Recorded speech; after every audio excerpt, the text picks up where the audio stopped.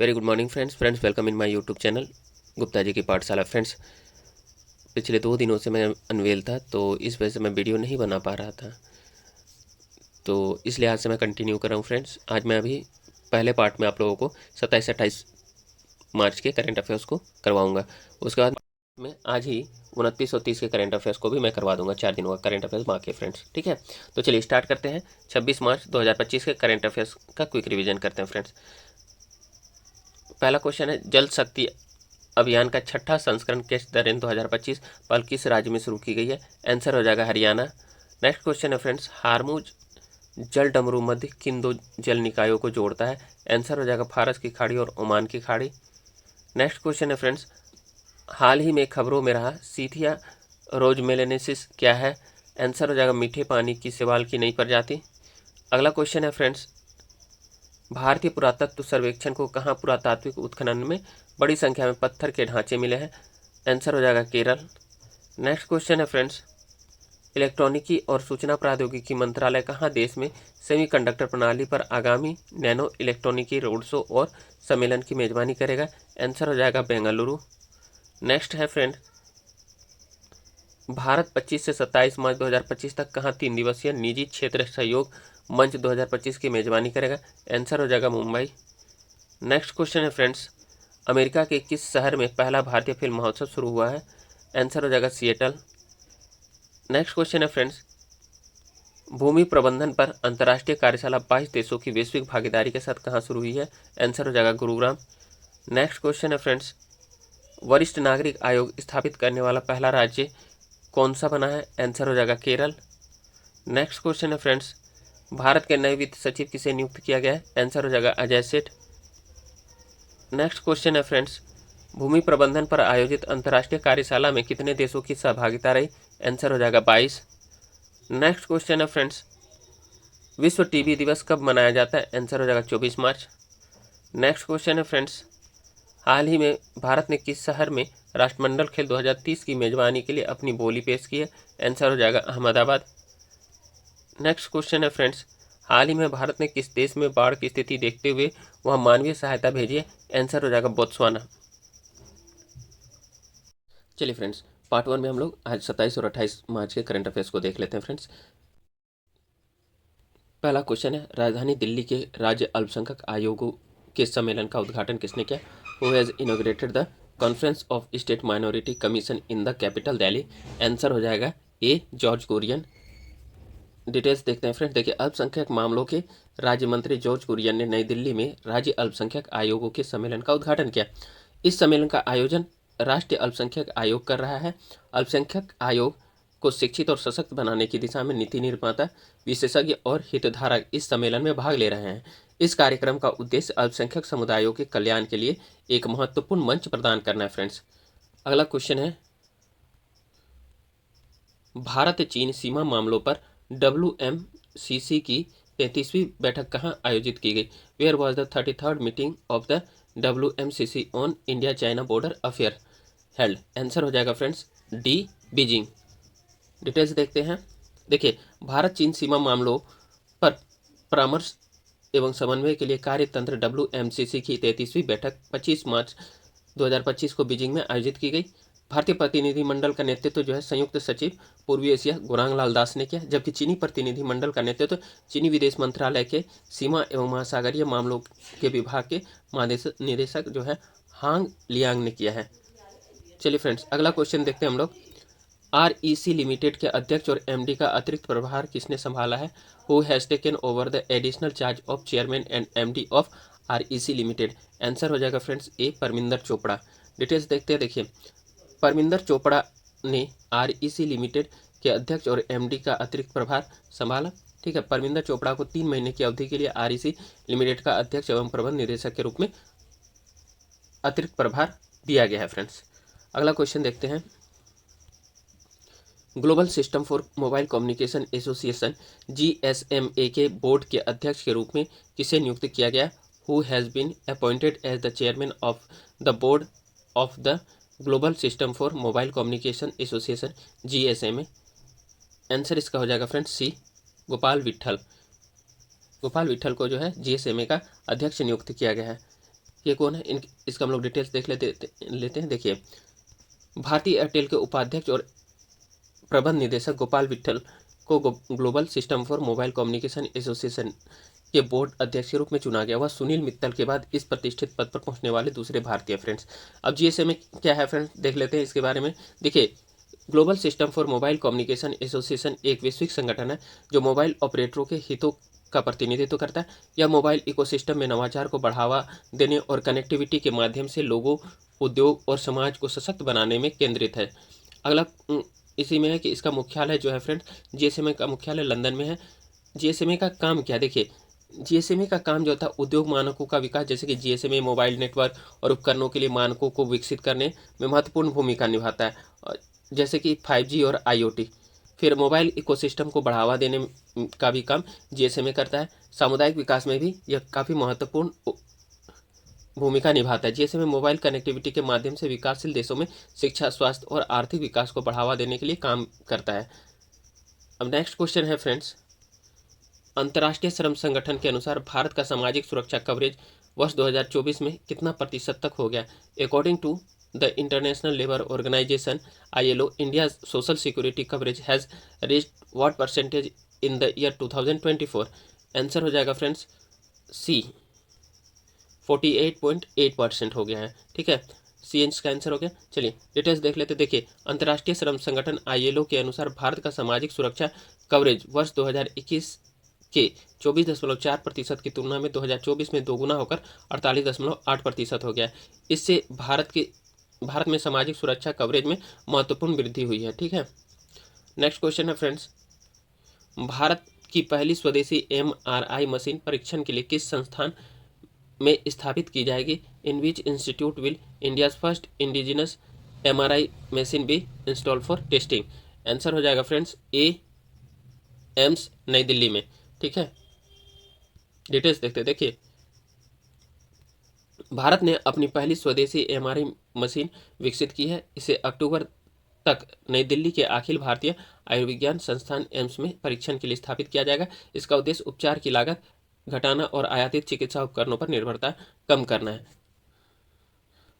Next question है friends, हाल ही में चर्चा में रही PM वानी योजना किससे संबंधित है। व्हाट इज द PM वानी scheme related to which was in the news recently. Answer हो जाएगा फ्रेंड्स PM वानी का संबंध जो है बी, आंसर हो जाएगा बी, सार्वजनिक वाईफाई सेवा विस्तार से, है ना, पब्लिक वाईफाई सर्विस एक्सपेंशन से इसका संबंध है।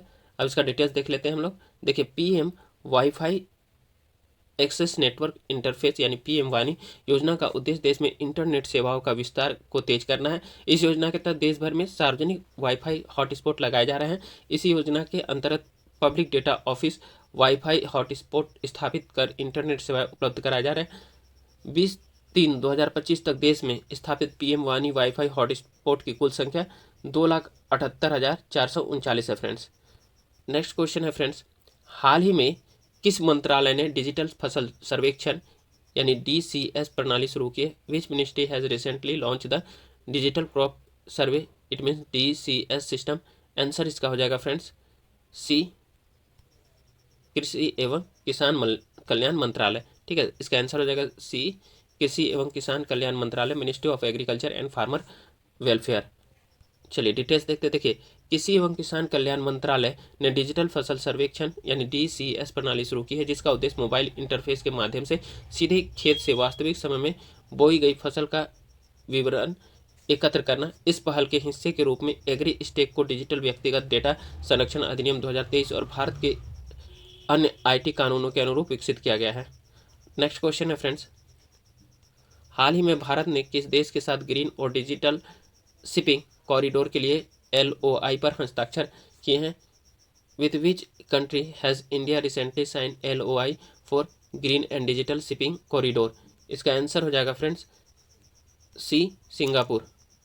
सिंगापुर के साथ भारत ने ऐसा समझौता किया है। चलिए इसका डिटेल्स देखते हैं। देखिए, क्या हुआ, भारत और सिंगापुर ने ग्रीन और डिजिटल शिपिंग कॉरिडोर यानी GDSC के लिए आशय पत्र यानी LOI पर हस्ताक्षर करके समुद्री सहयोग बढ़ाने की दिशा में एक महत्वपूर्ण कदम उठाया। यह समझौता समुद्री डिजिटलीकरण और डीकार्बोनाइजेशन को आगे बढ़ाने पर केंद्रित है, जिसका उद्देश्य मरीन एक्टिविटी को बढ़ावा देना और अत्याधुनिक डिजिटल समाधानों को अपनाने में तेजी लाना है फ्रेंड्स।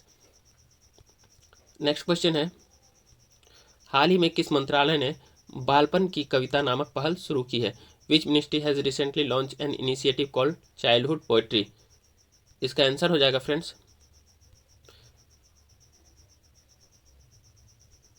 बी, शिक्षा मंत्रालय। ठीक है, इसका आंसर हो जाएगा बी, शिक्षा मंत्रालय यानी ministry of education.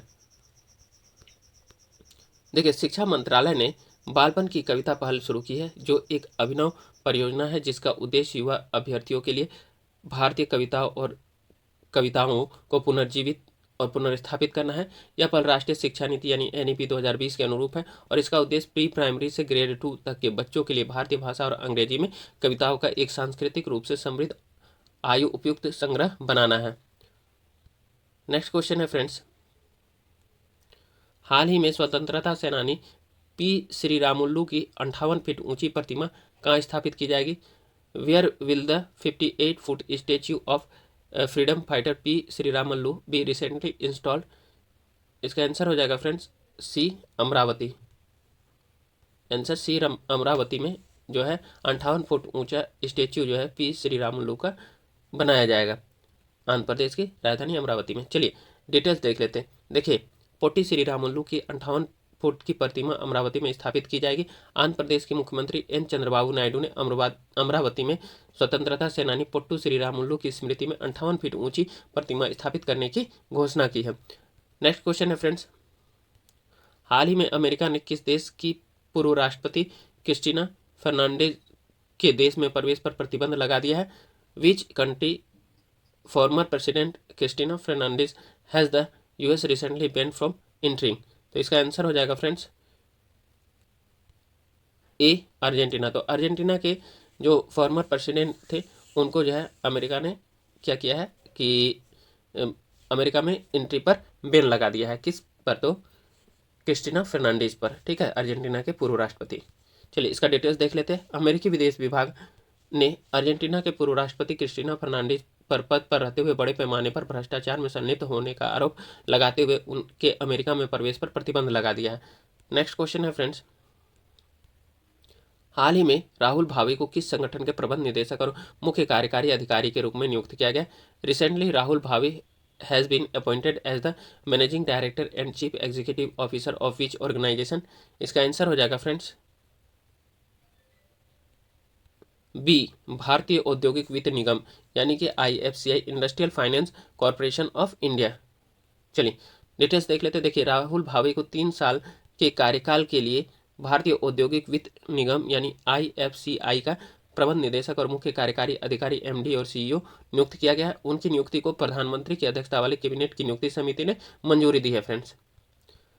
Next question है, नवीनतम वैश्विक वित्तीय केंद्र सूचकांक GFCI 37 में गिफ्ट सिटी ने कौन सा स्थान प्राप्त किया? इंग्लिश में देखिए, gift city has secured what position in the latest global financial centres index GFCI 37? तो इसका आंसर हो जाएगा फ्रेंड्स बी, 46 पोजीशन जो है गिफ्ट सिटी को मिला है। ठीक है, 46वां स्थान मिला है। चलिए डिटेल्स देखते हैं। देखिए, Gujarat international finance tech city यानी गिफ्ट सिटी के नवीनतम वैश्विक वित्तीय केंद्र सूचकांक GFCI 37 में उल्लेखनीय प्रगति की है, जिससे उभरते वैश्विक वित्तीय केंद्र के रूप में इसकी स्थिति मजबूत हुई है। इसने अपनी समग्र रैंकिंग में सुधार करते हुए 52वें स्थान से 46वें स्थान पर पहुंच गई है, जो मुंबई 52वें स्थान और दिल्ली 60वें स्थान जैसे अन्य प्रमुख भारतीय वित्तीय केंद्रों से आगे निकल गई है। नेक्स्ट क्वेश्चन है फ्रेंड्स, सीनियर एशियाई कुश्ती चैंपियनशिप 2025 में ग्रीको रोमन 97 किलोग्राम वर्ग में भारत के लिए कांस्य पदक किसने जीता है? Who won the bronze medal for India in the Greco Roman 97 kg category at the senior Asian wrestling championship 2025 friends? तो इसका आंसर हो जाएगा फ्रेंड्स बी, नितेश सिवाच ने 97 किलोग्राम कैटेगरी में सीनियर एशियन रेसलिंग चैंपियनशिप का 2025 का खिताब जीता है, ब्रॉन्ज मेडल उसमें। ठीक है, चलिए डिटेल्स देखते हैं। देखिए, भारत ने जॉर्डन के अमान में सीनियर एशियाई कुश्ती चैंपियनशिप 2025 में ग्रीको रोमन 97 किलोग्राम वर्ग में नितेश सिवाच की बदौलत अपना दूसरा कांस्य पदक हासिल किया। इससे पहले अनिल कुमार ने पुरुषों के ग्रीको रोमन में 87 किलोग्राम वर्ग में चीन के जियाक्सिंग हुआंग को 5-1 से हराकर भारत का पहला कांस्य पदक जीता था।